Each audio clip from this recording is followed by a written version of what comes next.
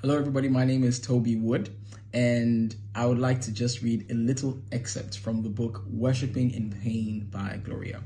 And this is from chapter 11, Does God Give Us Trials? The last paragraph.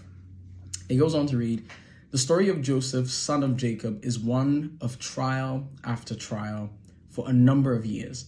After he had gone through it with a good attitude and commitment to God, he took up a position of leadership in Egypt, not for the glory of it, but as a solution to a problem Egypt and the other nations were facing.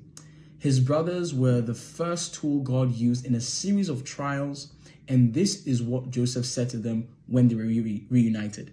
So then the book goes on to give an excerpt from Genesis chapter 50, verse 20, ESV version, which says, "As for you, you meant evil against me, but God meant it for good, to bring it about that many people should be kept alive as they are today."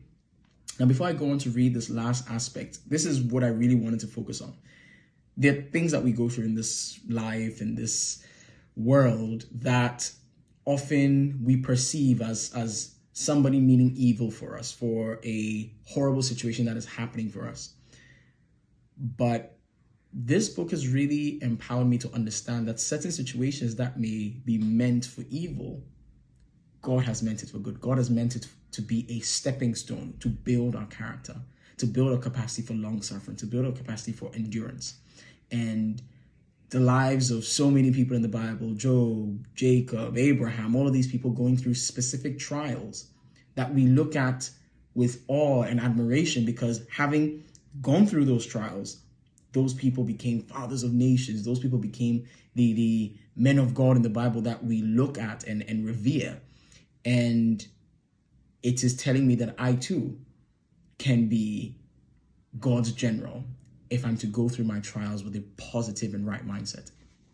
The last aspect says, God meant it implies that God was the actual author of the events that occurred to Joseph, although he worked through the evil hearts of his brothers. It's the same way he was the initiator of Jesus' death for mankind, but he worked through Judas Iscariot's greed and selfishness. This clarifies the question of whether God authors difficulties in the lives of his children or not. It's clear that he does, but always with a goal in mind. And this is what I wanted to bring light to. Not every difficulty is a plot of the devil or my enemies are coming against me. Certain difficulties that you may go through are meant to bring fire and push you to the point of purification and refinement. Thank you so much for listening to all of this. I really was blessed by this book, and this was the aspect that really touched my heart and helped me refocus on a number of things so that I can look at my trials with a much better lens.